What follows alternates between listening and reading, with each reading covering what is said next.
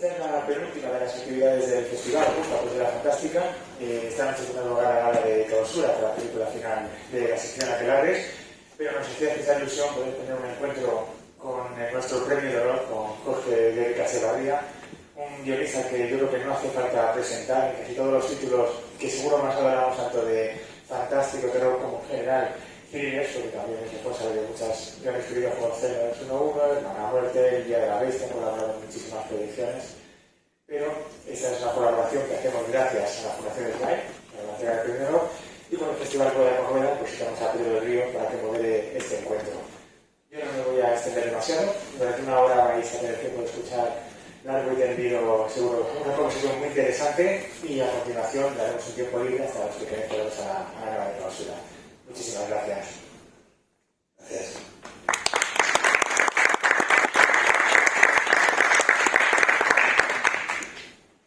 Bueno, tenemos una hora por delante. Muchas gracias, Jorge, por venir y por participar en esta mesa.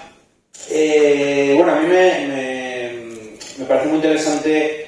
Tienes una carrera larguísima. Entiendo que todos conocéis a Jorge Guerrica Echevarría. Es un guionista del cine español desde los años 90. Tiene una carrera muy larga, vinculada siempre en paralelo a la carrera desde la Iglesia como guionista, pero también ha participado como guionista en muchos otros proyectos, vinculados también a Daniel Monzón, vinculados a Paco Plaza y a directores como Pedro Almodóvar o Óscar Aybar, entre otros. Y bueno, yo creo que nos puede contar pues muchas cosas y bueno, sí que en algunos aspectos me centraré más en cine fantástico y terror, siendo el objetivo del festival, pero bueno, sí que querría un poco que nos contaras, porque la situación en la que tú empiezas a escribir guiones y en los años 90 es muy diferente a la que nos podemos encontrar ahora, a principios de los años 90. Tú estás licenciado en Historia y ¿cómo llegas al mundo del guión? Bueno, pues yo estoy licenciado en Historia Medieval y estaba haciendo un doctorado. Y bueno, en ese momento a mi padre le diagnosticaron una enfermedad y le dan como 6 meses de vida.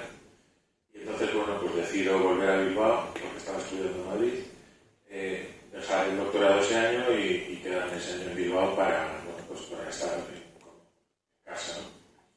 Y bueno, al volver a Bilbao me planteo qué hacer y con Alex de la Iglesia y otros amigos montamos una empresa de diseño para publicidad con los Macintosh que empezaban en aquella época y que revolucionaron un poco el diseño gráfico y todo eso.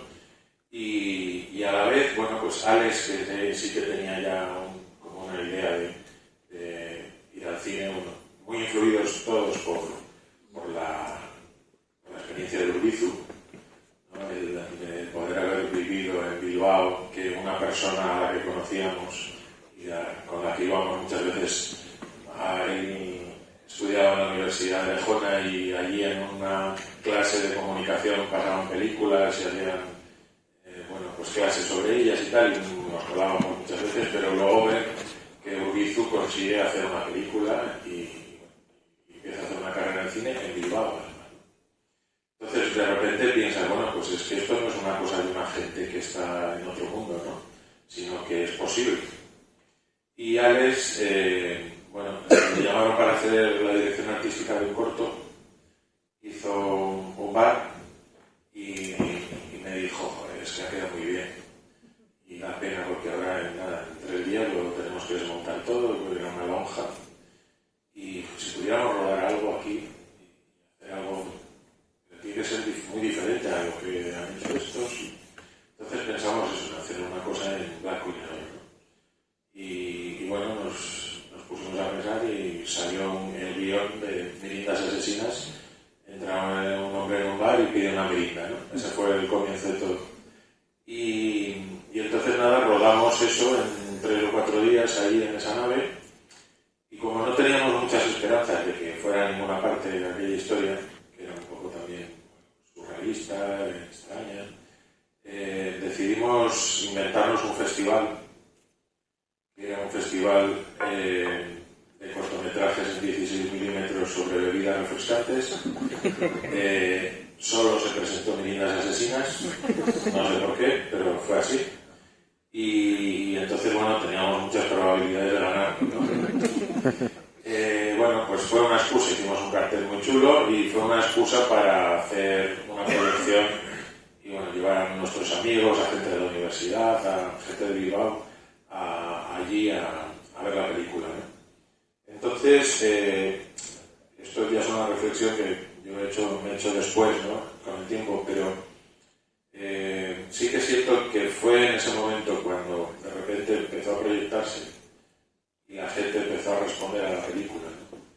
Cuando notas eso, ¿no? Cuando notas la risa no, ni siquiera hace falta que sea la risa, sino que una sala está pendiente de lo que ocurre, ¿no? Esa extraña sensación que hay en una sala cuando el público está metido dentro de una historia, ¿no?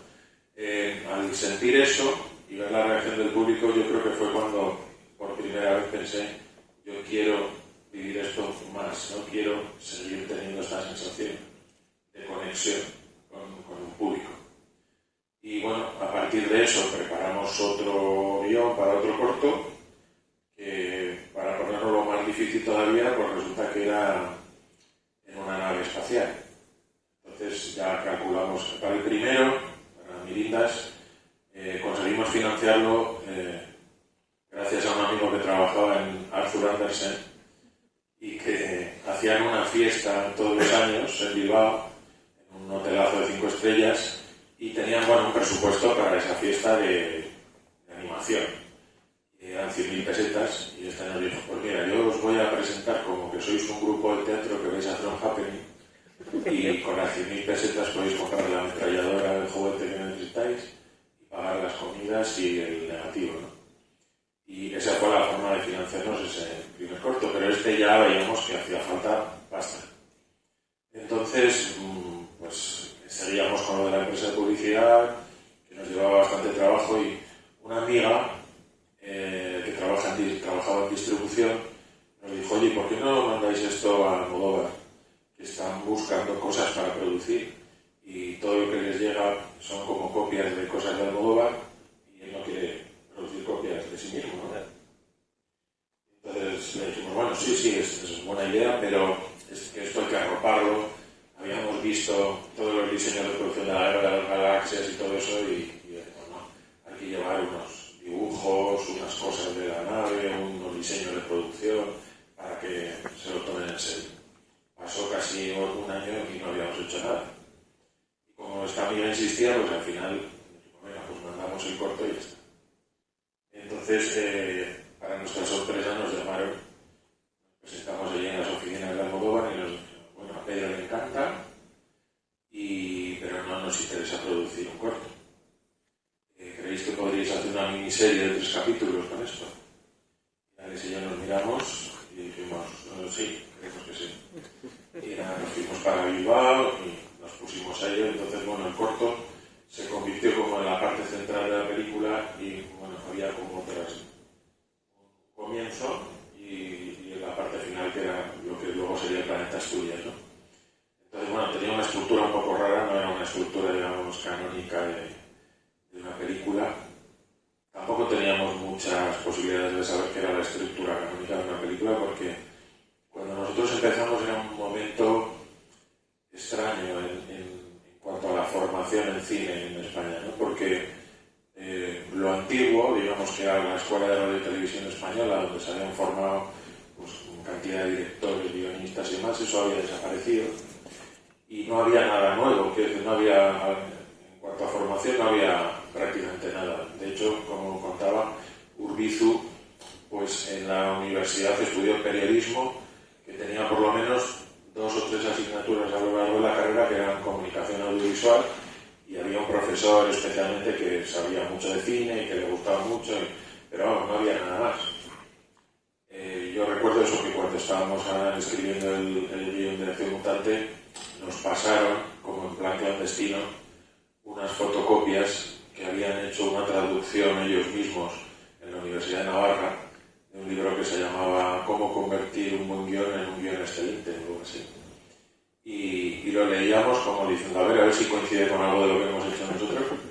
Nuestro sistema de estudio era pues los VHS, coger VHS y pues, ir parando y viendo, bueno, y apuntando, pues aquí se presenta esto, aquí pasa no sé qué, y ibas intuyendo como cuáles eran unas estructuras, ¿no? del cine, y luego, bueno, las que tú tenías en la cabeza ya, porque realmente pues habíamos visto muchas cosas, ¿no?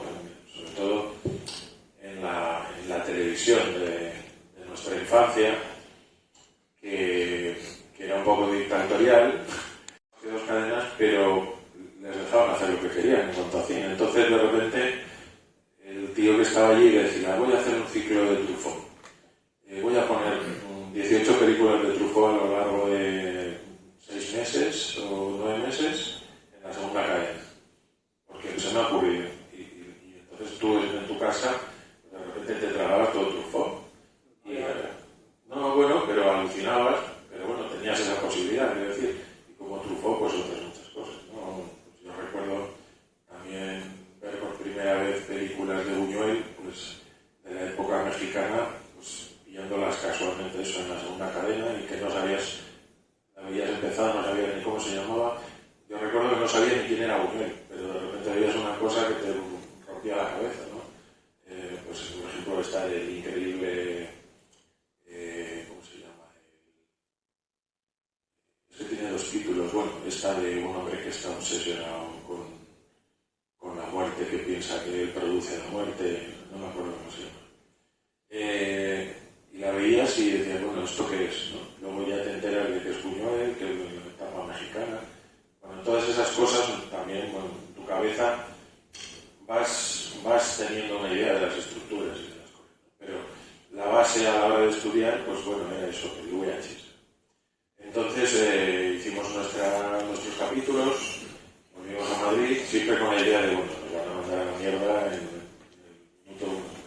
Y de repente nos dijeron, claro, es que la hemos llevado a Televisión Española, que es la única que había, y nos han dicho que una serie que Pedro patrocina y tal, muy bien, pero que claro, 3 capítulos de media hora, pues que no es una serie realmente, entonces nosotros ya pensábamos, bueno, ahora es cuando ya se acabó y nos van a decir encantado de conoceros y sin embargo lo que nos dijeron fue, ¿creéis que podéis convertirla en un largo, en una película? Nos miramos otra vez y dijimos, sí, creemos que sí. Y bueno, pues volvimos, la transformamos y nos dijeron, pues nada, adelante. Luego pasaron otras cosas, pues de repente Pedro hizo Tacones Lejanos y tuvimos que esperar a que acabara porque la productora estaba muy centrada en... O sea, no podían hacer 2 cosas a la vez. Pero bueno, fue un salto increíble que no pudiéramos haberlo hecho si no es por alguien como Almodóvar, ¿no? Nadie hubiera producido. Además era una película cara, no era una película barata. Y además era una película donde prácticamente todos éramos nuevos, quiero decir, menos el director de fotografía Uzi, el director era nuevo, los guionistas éramos nuevos, el equipo de arte de la película también era gente que no había hecho ninguna película, y luego el equipo de efectos especiales, es que no existían prácticamente los efectos especiales. Estaba Colin Arthur, que había hecho cosas pero más a nivel internacional y en alguna peli española, pero digamos que para dar una idea de cómo estaba el tema, el Goya a los mejores efectos especiales pues lo ganó uno de esos años un equipo de efectos especiales por una prótesis del pene de Miguel Bosé para una peli de Almodóvar. Para que no se le viera el de verdad, pues le habían hecho una prótesis y eso ganó el Goya a los mejores efectos. Ese era el nivel. Entonces, incluso en eso teníamos que encontrar, bueno, montamos un equipo, gracias a Almodóvar, pues nos llevaron a Londres para que por lo menos estuvieran en el rodaje de Alien 3, creo que era. Luego también tuvimos, para apoyarlos, no, para dirigirlos a los que habían hecho Delicatessen, unos franceses, los marsilleses, no, Versalles se llama así. Y entonces, bueno, eso era un equipo muy nuevo en todo y era una apuesta pues muy radical, ¿no? Y eso ya me raya mucho, pero bueno, es un poco... No, es que es una peli que yo creo que no había nada parecido en el cine español. Bueno, no había cosas, pero una película como esa fue muy extraña en aquel momento y yo creo que además con los años la gente como que la ha abrazado como una peli de culto. Claro, aquí en España había habido un cine fantástico, además en los años 70, un cine muy precario, con pocos medios, pero bueno, con mucha imaginación y mucho tal, pero que había desaparecido totalmente, ¿no? Y entonces era como una laguna en la que no había prácticamente nada. Entonces, parte del trabajo, cuando empezamos con Acción Mutante, fue recuperar gente que estaba en su casa porque no tenían trabajo directamente o que se habían jubilado ya y que de repente pues hacían eso, pinturas mate, técnicas que se habían olvidado por falta de uso, ¿no? Sí, porque no, o sea, sí que es verdad que es un género que en España en los 80, salvo excepciones como El Caballero de Dragón, cosas así, hubo muy poco y bueno, sí que es verdad que Acción Mutante es una película muy especial dentro del contexto que había entonces. Sí que es cierto que los 90 fue un momento con los nuevos cineastas que fuisteis llegando, que tenían como cada uno su propia autonomía y sus propias características, su propia, o sea, no tiene nada que ver lo que hacía Alex con Julio Meren, con Bajullo o con Urbiz.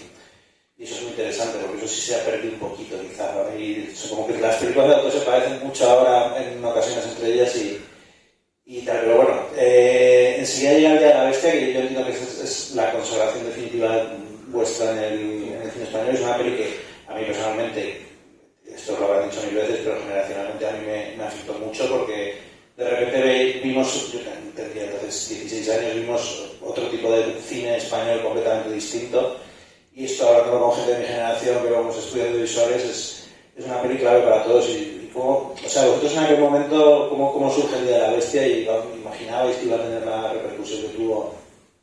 Bueno, surgió también de la locura, ¿no? Y de mezclar cosas heterogéneas que habíamos vivido. Pues por ejemplo estaba un profesor, Alex había estudiado en la Universidad de Deusto con los jesuitas.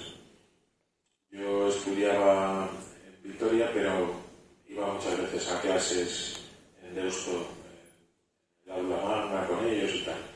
Y había un profesor allí que era un jesuita pequeñito, con vestido de sotana y con boina, y que era un experto mundial en Plotino, un filósofo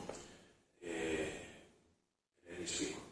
Y entonces este hombre lo veías pasar por allí, de la residencia de los jesuitas a dar la clase, de la clase a la residencia de los jesuitas. Y bueno, pues un día pensamos, joder, es que este hombre, o sea, es una eminencia en esto, pero probablemente no sabe de nada más en el mundo. Si tuviera que salir al mundo y resolver un problema, yo no sé, este hombre, o sea, no tiene experiencia. Vive en una residencia donde se lo hacen todo y trabaja en esto y idea Plotino, no hace más, ¿no?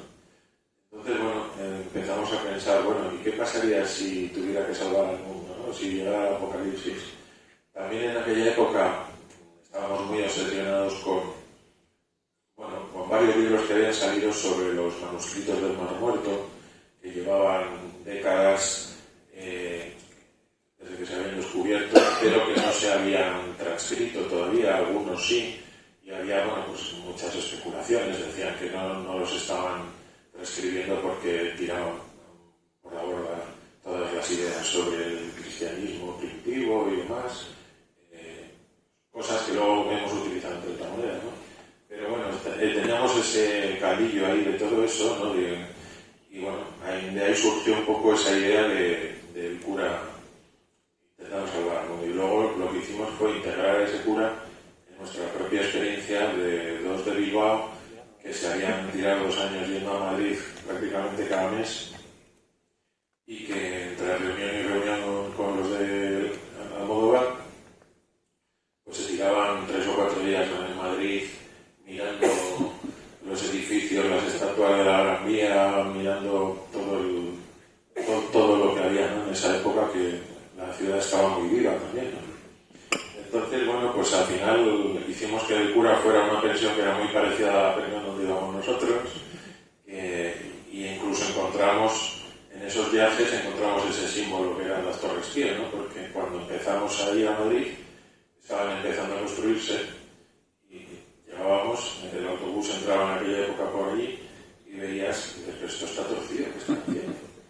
Pasaba un mes, 2 meses y veías, no, son torres que están torcidas. Y ya cuando llegamos en un momento dado a verlas completas, dijimos, bueno, esto hay que usarlo, ¿no? De alguna manera, ¿no? Esto es un símbolo claramente, ¿no? Entonces, bueno, pues al final los guiones o las historias se van nutriendo de muchas cosas que vas uniendo, ¿no?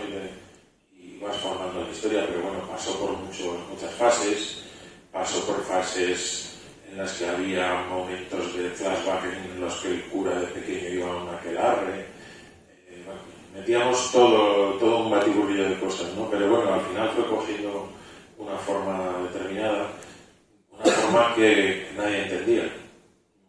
Lo primero es que fuimos muy contentos al deseo de decirles, pues tenemos esta película. Y su jefa de producción nos dijo, es que Pedro no quiere hacer nada que tenga que ver con él. No está mal, la película no está mal, pero no, el demonio no. Pues igual, oye, pues ya más adelante otra cosa. Pues la vamos a hacer nosotros. Y la vamos a producir nosotros. Y entonces nos pusimos a intentar conseguir producirla, hablar con Televisión Española, buscar. Bueno, nos tiramos mucho tiempo con eso. Recorrimos todas las productoras de Madrid. Todo el mundo nos decía, es que no se entiende si es una comedia, si de terror, mucho terror no es. Y comedia tampoco es muy comedia. O sea, o tendría que ser una cosa o la otra. Nosotros, no, es que esa es la idea. O sea, Alex lo resumía a veces en un pitch que no sé si era muy bueno, como esto es El Exorcista en Burgos. Y no acababa de cuajar. Me acuerdo de un productor que después de hacerle toda la explicación y demás nos dijo, ya, esto yo creo que tenéis que darle una vuelta. De todas formas, tomar 2 entradas para una película que estrenamos nosotros y hasta luego. Entonces, nada, pues seguimos intentándolo. Curiosamente, los de Televisión Española sí que nos dijeron que sí, que podían entrar. Y ya estábamos un poco desesperados y lo que nos decía todo el mundo, amigos, tal, es al único que no tenéis que ver es Andrés Vicente Gómez. Ese es un pirata, no os fiéis de él, porque no paga a la gente y además ya engañó a sus juez, porque bueno, no es la leyenda, es la realidad. Es la realidad porque esta vez nos lo ha contado, pero vamos, efectivamente se quedó con parte de la pasta que tenía que tener Oswald para hacer The Other Side of the Wind. Y nada, pues estábamos ya en un punto muerto y de repente es Andrés Vicente Gómez el que le llama a Alex. Misterios. Entonces se reúne con él y resulta que Andrés había conocido al director de la productora Troma, que hacía en esa época películas El Vengador Tóxico y El Monstruo del Armario, no me acuerdo un montón de ellas, ¿no? Kabuki, no sé qué más, un policía que era como un luchador japonés. Películas muy baratas que tomaban un poco el espíritu de lo que había sido Roger Corman y que funcionaban, a ese nivel funcionaban bien, incluso bueno, en Estados Unidos sobre todo. Y entonces a Andrés lo que le propuso a Alex fue hacer El Vengador Tóxico en los Sanfermines. Y Alex, que ya tenía el culo pelado después de haberse recorrido todas las productoras, le dijo, sí, pues eso está muy bien, sí, pero ¿tenéis un guión? No, todavía no, habría que hacerlo, tal y cual, es el concepto. Y él dijo, bueno, pues nada, pues sí, eso, vamos a por ello, pero de momento, mira, tengo esto, El Día de la Bestia, que ya está escrito. Entonces,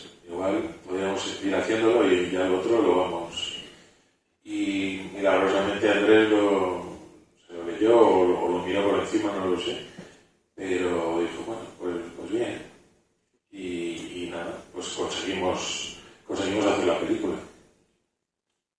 Sí, luego, en realidad tuvo un recorrido gigantesco y sí que notáis todavía el éxito del Día de la Bestia en las nuevas generaciones. Mucho, la verdad es que mucho. Yo me encuentro con mucha gente, pues, tanto en festivales como en encuentros de guionistas y tal, que te dicen, yo es que cuando vi el Día de la Bestia tenía eso, como tú contabas, tenía esta edad y no sé qué, y de repente dije, se puede hacer. Esto se puede hacer aquí, claro. Es posible. Que quizás era una de nuestras pocas, porque tampoco éramos gente muy reivindicativa, pero sí era un poco una de nuestras reivindicaciones el pensar por qué en el cine español no podemos tener la imaginación que tiene el cine americano, ¿no? Para bien o para mal, quiero decir, no. O sea, ¿por qué nos tragamos en España las tortugas ninja? Y sin embargo, si le pones a cualquier actor con un disfraz en una peli española, es como, uff, madre mía, ¿esto qué es? ¿No? Tenemos derecho a ser tan listos o tan tontos, ¿no? O tan imaginativos, o hacer género como lo pueden hacer otros cines, ¿no? Que ya Urbizu había abierto un poco también el camino en cuanto al género del cine negro. Porque también pasaba en esa época que parecía como que un actor español, si le dabas una pistola, se le iba a caer, que no ibas a ver sujetarlo, ¿no?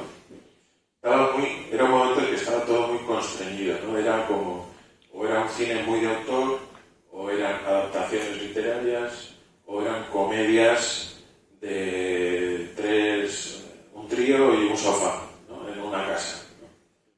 Ese tipo de cosas. Parecía que eso era el camino por el que podías moverte, ¿no? Pero que pensar en eso, en naves espaciales o un policía corrupto o no corrupto que tiene, eso no era nuestro, ¿no? Entonces, bueno, yo creo que nosotros contribuimos, igual que Urbizu y otros, a abrir un poco esa, sobre todo como tú dices, a abrir en la cabeza de la gente que estaba todavía, que no había empezado todavía a pensar, vale, pues yo puedo pensar también cualquier idea, ¿no? Y luego ya veremos si es buena o mala y luego rolar.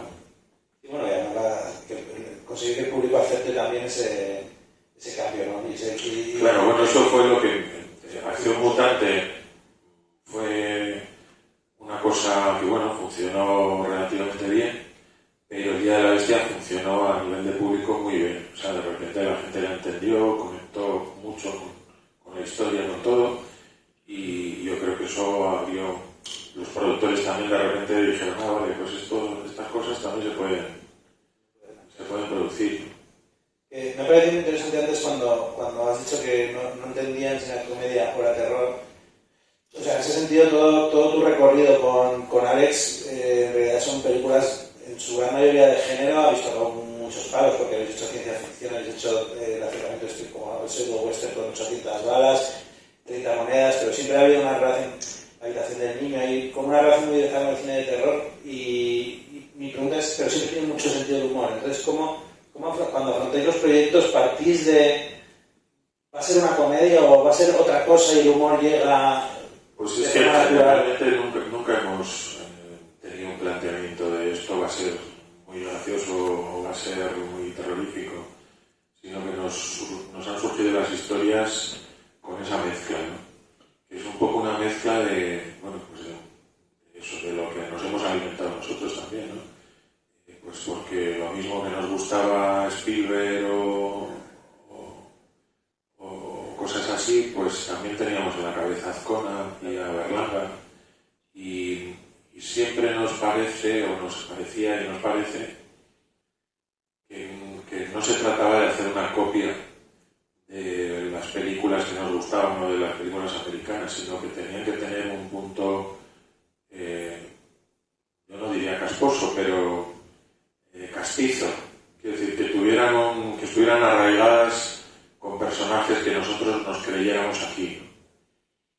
Y con personajes que conectaran con nuestra forma de ver, con una filosofía del cine, ¿no? Que tiene que ver mucho con eso, con esa forma de ver la sociedad que tenían Berlanga, Azcona y todos estos, ¿no? Que la risa está mezclada con el drama, que no puedes decir si realmente la película es una comedia o te está contando, pues, te está contando pues, Plácido. Literalmente lo que está pasando pues es una tragedia.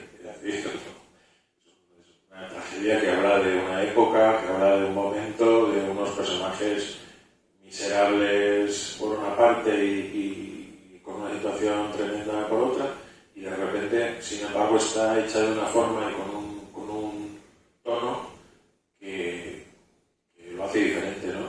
Entonces, siempre teníamos esa idea de eso, del exorcista en Burgos, ¿no?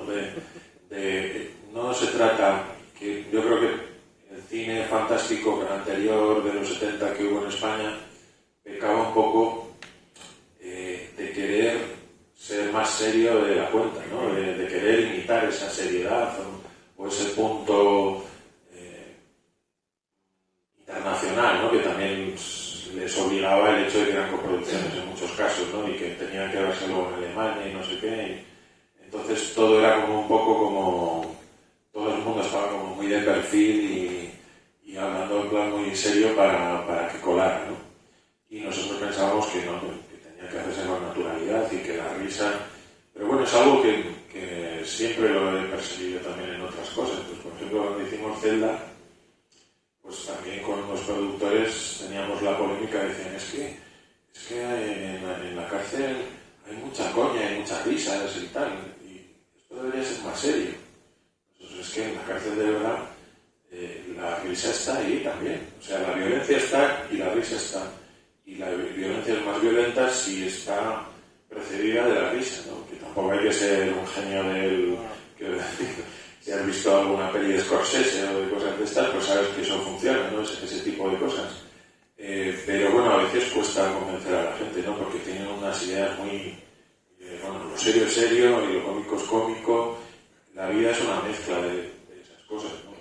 Igual que cuando tienes una desgracia en tu familia, un funeral o cualquier cosa, hay momentos en que te puedes partir de risa, porque las situaciones son tan fuera de lo común y estás en un momento tan raro que pasan cosas que son divertidas y a la vez son terribles, ¿no? Nada, eso es cierto que Azcona y Berlanga lo pillaron perfectamente en sus películas y vosotros en ese sentido... Sí, o bueno, el Buñuel mexicano, por ejemplo, que a mí me gusta mucho más que el Buñuel francés. A mí eso, ya te digo, cuando las veía de pequeño sin saber ni quién era Buñuel, pero yo decía, pero esto es una maravilla, ¿no? Incluso pues en las más... pues esta del Ángel Exterminador. Hay un tono que tampoco es hiper serio en toda la película, ¿no? Sin embargo, pues es una peli que está surrealismo, que está, o sea, mezcla una cantidad de cosas que yo creo que es lo que la hacen única, ¿no? Y que hacen que funcione. Si todo el mundo estuviera en una versión del Ángel Exterminador y todo el mundo estuviera como súper angustiado desde el comienzo con no sé qué, y sin embargo allí están con una serie de historias personales que no tienen nada que ver realmente con el momento de estar encerrados en un lugar que no puedes salir.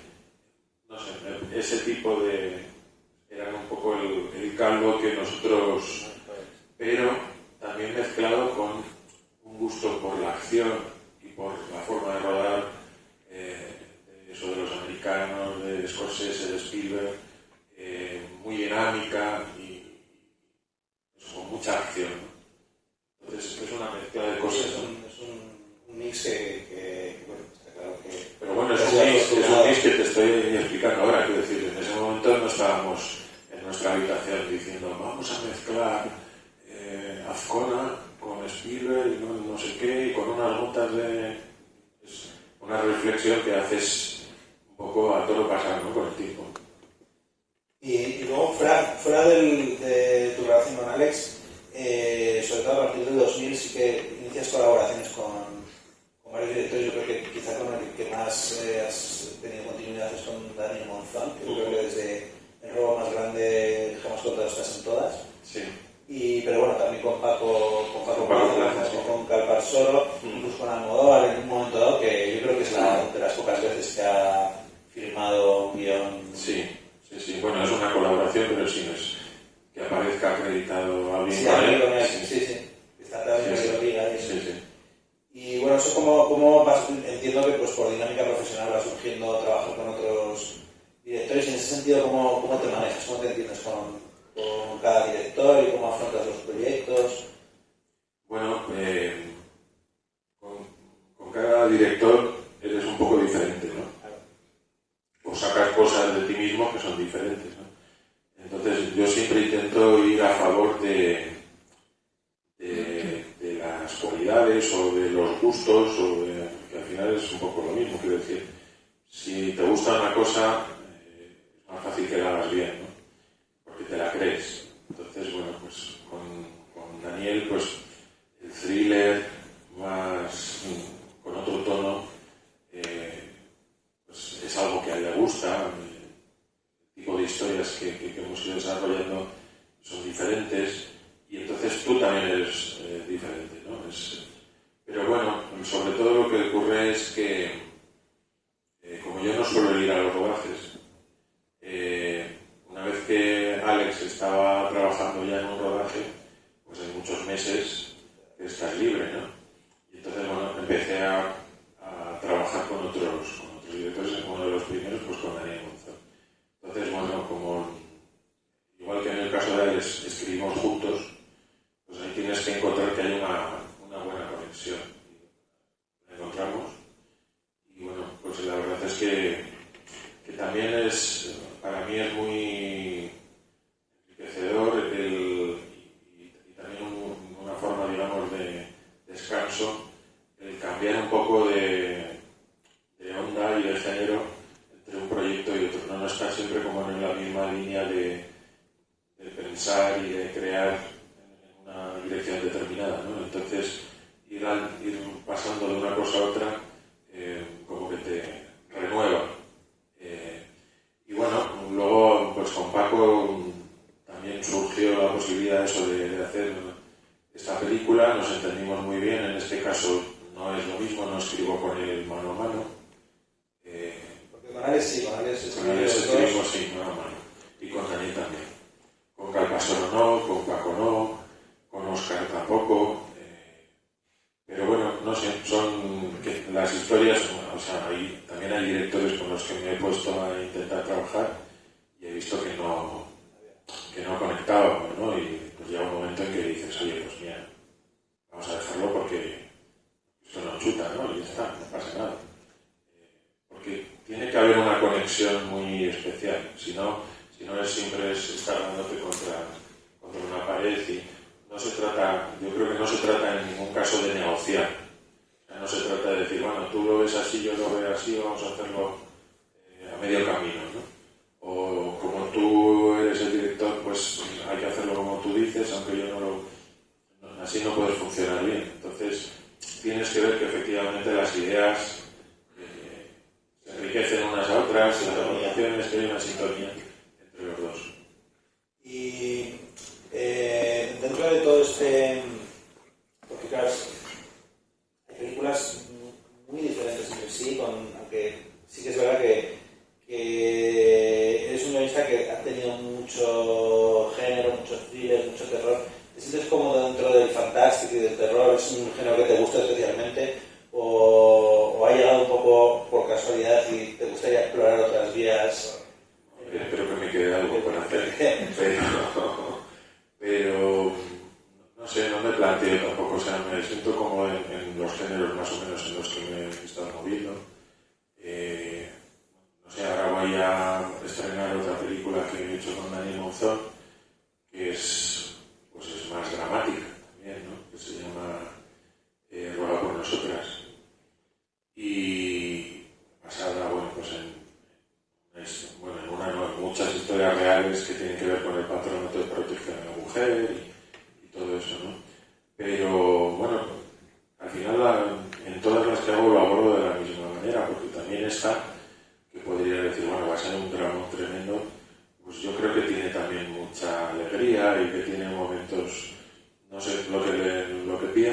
personajes. Y es que en casi todas las situaciones me parece que hasta las más dramáticas siempre hay momentos como de diversión o de risa. No de diversión, pero sí de risa, ¿no? De risa que puede ser una risa precisamente terapéutica por evitar el entorno en el que estás, o simplemente porque los personajes, como es el caso de estas chicas, son muy jóvenes y quieras que no, pues eso acaba creando complicidades y amistad y risas y solidaridad y un montón de cosas, ¿no? Pero ves que al final acaban saliendo un poco los mismos elementos. Una cosa que tampoco es a propósito, pero que sí que me la han hecho notar y yo voy viendo también que es cierto, es que en muchos casos me atraen mucho las historias de mundos comprimidos, ¿no? De situaciones donde los personajes están como encerrados por una razón u otra, por la razón que sea, pero al final no pueden salir de ahí, ¿no? Y eso hace que, como en una olla a presión, las tensiones salgan a la luz, ¿no? Y de repente pues lo empiezas a pensar y dices, pues es verdad, está en la comunidad, está incluso en el ejecutante, está en celda 211, en perfectos desconocidos, en el bar. O sea, es como una cosa que casi te da un poco de miedo cuando la piensas un poco en perspectiva y dices, o sea, hago siempre lo mismo. Pero creo que no, pero bueno, es una constante, ¿no? Como que... Sí, estaba pensando que hay una peli tuya que a mí me parece muy especial, que es Platillos Volantes, y poco pasa, ellos están a su manera atrapados también. Sí, ahí no hay un espacio físico, pero están atrapados en un contexto mental y bueno, en esa tristeza, en esa soledad, ¿no? de esa raza y de ese mundo, de esa época, ¿no? A mí es una de las pelis en las que participo que más cariño tengo. La verdad es que es una película muy especial. Y quería preguntarte, porque los últimos años, o sea, digamos que siempre has estado vinculado más al mundo del largometraje, exceptuando Plutón Berbenero en un momento dado, pero a partir de los últimos años, un poco entiendo que por las circunstancias del negocio y del sector actualmente, que pasa por hacer series, estáis haciendo más series de televisión, y ahí el paso a hacer series de televisión, ¿cómo te hace a ti como guionista? ¿Cómo afrontas el trabajo de desarrollo de una serie? Entiendo que tiene más subtramas, más personajes, etcétera, etcétera. ¿Y dónde te ves más cómodo? ¿O qué lenguaje prefieres? Si es que prefieres alguno de los dos, que a lo mejor no. Hombre, no sé. A mí las series siempre me gustan mucho. O sea, soy consumidor de series, ¿no? Pero bueno, cuando empezó este boom de las series con las plataformas y demás, y bueno, tuvimos sobre todo la oportunidad de hacer 30 monedas, pues la verdad es que fue como tener que hacer un aprendizaje, ¿no? Porque más o menos ya tienes como un manejo de las estructuras de la hora y media, 2 horas de un largo, y de repente te tienes que amoldar eso a una estructura de 6, 7, 8 horas, con puntos, digamos, de giro repartidos en diferentes capítulos, como tú dices, con más subtramas y demás. Entonces fue como un aprendizaje un poco el comienzo con 30 monedas, ¿no? A mí me gustan los dos formatos. Lo que pasa es que también es cierto que igual ahora esto ya está parando, pero hubo un momento en el que es que cualquier idea que proponías era, me encanta la idea, y esto no podría ser una serie. Todo era así, ¿no? Y esto no puede ser una serie. Realmente a las plataformas les interesan mucho más las series que las películas, enganchan mucho más, aparte de que sean más horas de consumo, pero parece que al público de plataforma la serie, supongo que es también por esa sensación de que si te gusta ese mundo, estás más tiempo viviendo en ese mundo, ¿no? Estás como cómodo. Pues eso, si te gusta los Soprano, pues quieres estar en Los Soprano, ¿no? Ya llega un momento en el que las tramas casi ves que amas a los personajes y te caen bien y quieres ver qué hacen con una cosa y otra y casi, aunque no pase mucho, ya estás metido en eso, ¿no? Entonces supongo que por eso a la gente le atraen, ¿no? Le enganchan más. Pero también me gusta. O sea, yo lo que intento es no perder la posibilidad de hacer películas. Y es un esfuerzo grande porque, con mucha facilidad podría pasarme todo el tiempo haciendo series, ganaría más dinero además, pero bueno, pues eso, pues este proyecto, por ejemplo, de Rueda por Nosotras, pues nos ha costado 4 años sacarlo adelante. Convencer a alguien de que lo pague, tal y cual, y sacarlo adelante ha sido un esfuerzo muy grande, ¿no? Claro, empieza a costar mucho levantar un árbol y las series están ahí como a la orden del día. Es verdad que hay un cambio en el modelo de consumo de las nuevas generaciones que con la estructura de las películas es de 2 horas y las de un capítulo de 1 hora. Es curioso como tengo alumnos que no ven pelis porque se aburren y se tiran 5 horas viendo una serie de televisión. Eso es muy curioso. Pero eso es muy curioso porque hay mucha gente que te dice, no, lo que pasa es que yo llego a casa y no tengo tiempo de ver una peli, por eso me pongo una serie. Y dices, ¿y cuántos capítulos te has visto? Pues me he visto 3. Pues es que te has visto película y media. Pero la sensación es diferente, es como que no tengo un compromiso con una historia que tengo que acabar, sino que me voy dejando llevar, ¿no? Y si me engancha, pues me veo 3 o me veo todas en una sentada. Pero la sensación es diferente, ¿no? No sé si hay alguna pregunta por aquí. Sí, por ahí. Sí. ¿Nunca has tenido la motivación o la curiosidad de dirigir algo? Pues la verdad es que no. Sí he estado trabajando en rodajes, o sea, durante todo el rodaje, en Acción Mutante, por ejemplo, estuve en todo el rodaje, trabajando en el equipo de dirección y demás. Pero no, la verdad es que no tengo esa pulsión de dirigir. Yo creo que no tengo las cualidades que hacen falta. Y también me pasa una cosa, y es que me sorprenden los directores que consigan mantener el interés en la historia tanto tiempo y a través de todos los procesos, ¿no? Porque ya si encima están en el guión, luego llega el rodaje con todo lo que es, pero luego el montaje, donde vas a ver cada escena 1000 veces y vas a decir por qué hice esto así, por qué no hice lo que no hice, y luego llega la sonorización y llega un momento en que me parece que pierdes hasta el criterio ya, ¿no? O sea, ya no es como un chiste, ¿no? Que si te lo cuentan 4 veces, a la quinta dices, ¿qué gracia tenía esto? Ninguna, ¿no? Porque te lo sabes, no es porque el chiste haya dejado de ser gracioso.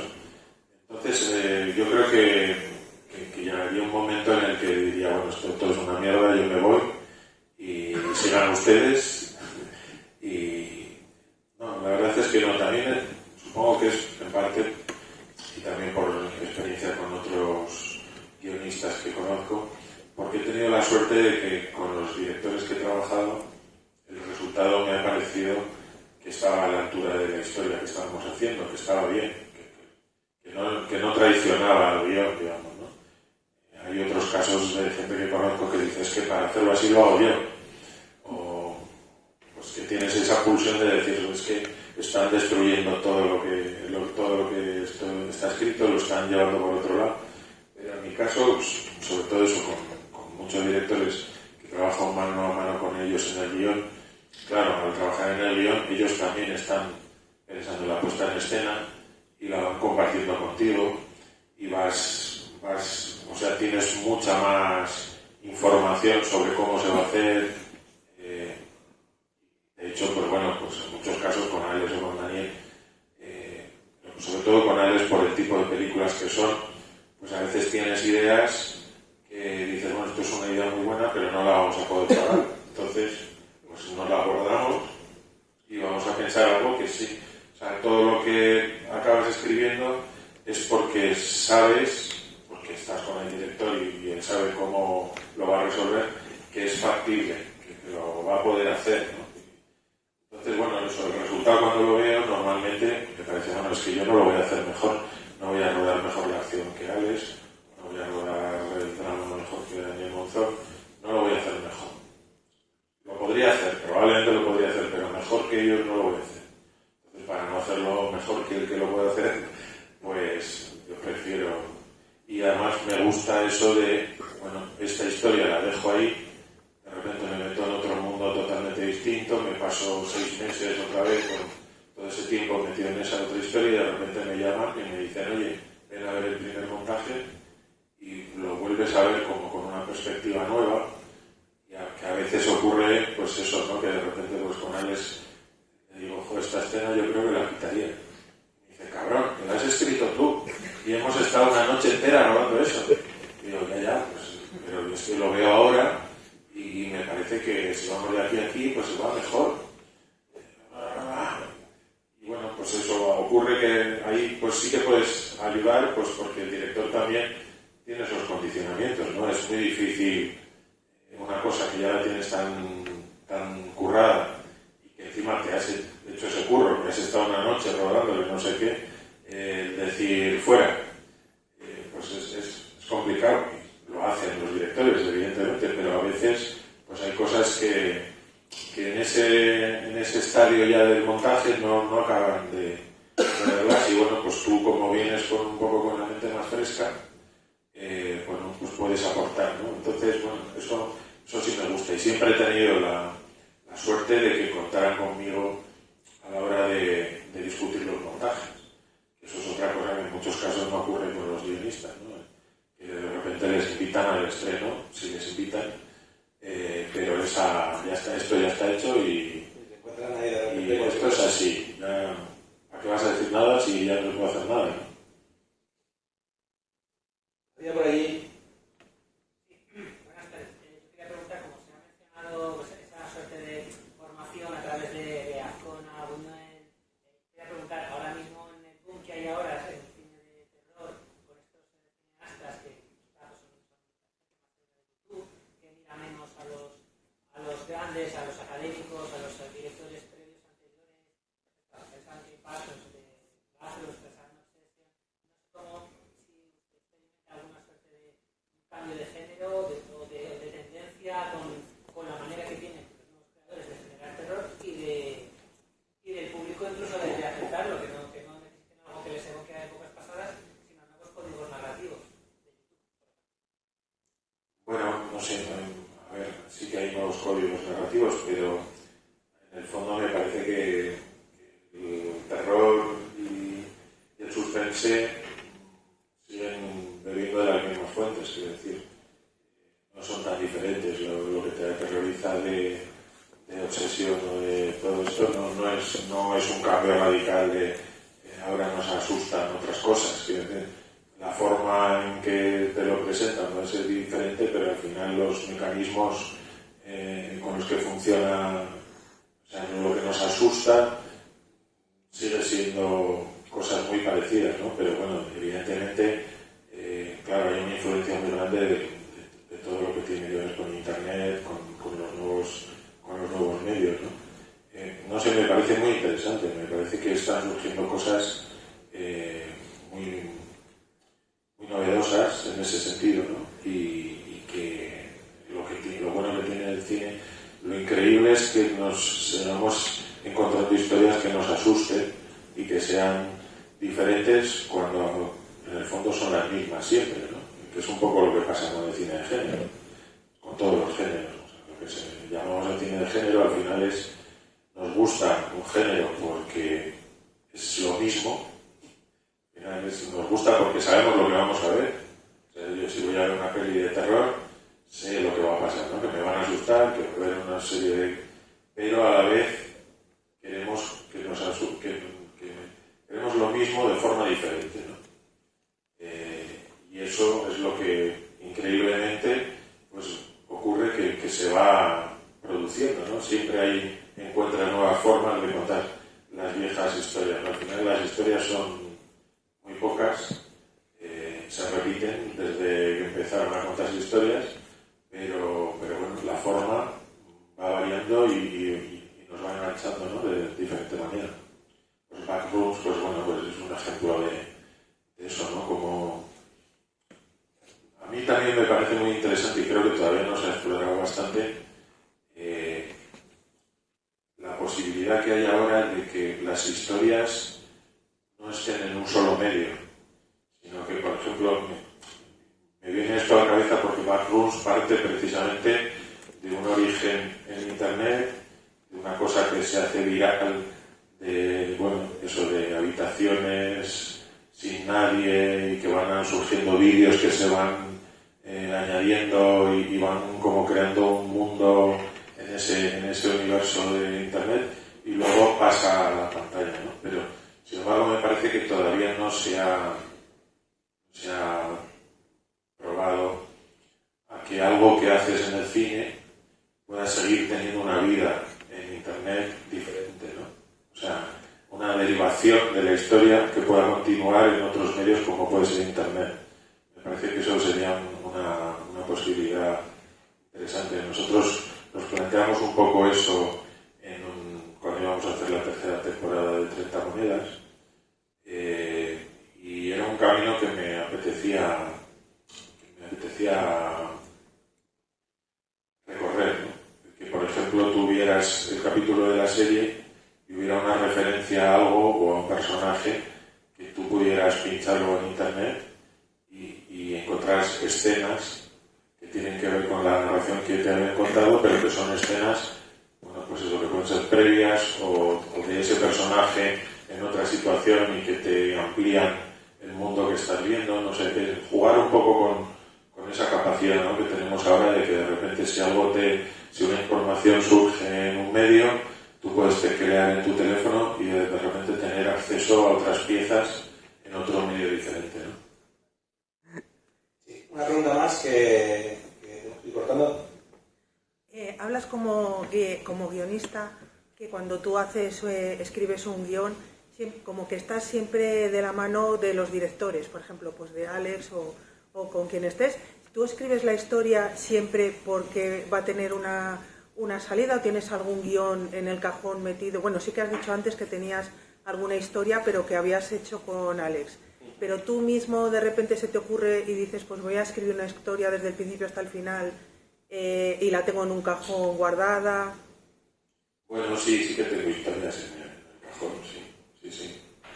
Y voy intentando sacarlas, ¿no? Y en algunos casos, también con Alex, por ejemplo, en el caso del bar, ese era un guión que empezamos hace igual 20 años y llegamos a un punto en el que no sabíamos cómo seguir. Y decidimos dejarlo porque no avanzaba. Y bueno, entre otras cosas, nos pasó que cuando empezamos a escribirlo, no había móviles. Entonces, bueno, llegaba un momento dentro del bar en que ya no sabíamos cómo podíamos seguir dando información, cómo podíamos avanzar y no sé qué. Y pues eso, 15 años después, o no me acuerdo cuántos, recuperamos aquella historia y dijimos, oye, y esto, ahora de repente hay como otros medios que nos pueden permitir y encontramos la forma de acabar la historia, ¿no? Pero esa historia había estado en el cajón, pues eso, 10 años o 15 años, no recuerdo cuántos. Y bueno, sí, hay algunas historias, pero la verdad es que por suerte no tengo tantas como mucha gente, quiero decir, ¿no? Sí que hay otras historias que sobre todo que nos han pasado con Alex, que nos han podido hacer por dinero. Nos tiramos con Fu Manchu muchísimo tiempo y era imposible financiarla. Entonces, bueno, pues ha quedado en el cajón, se perdieron los derechos, todas esas cosas, ¿no? Pero bueno, sí, siempre tienes aquí alguna historia. Pues esperemos que sigas contándonos historias mucho tiempo, incluso las que están en el cajón. Muchísimas gracias, Jorge, y muchísimas gracias a todos por venir.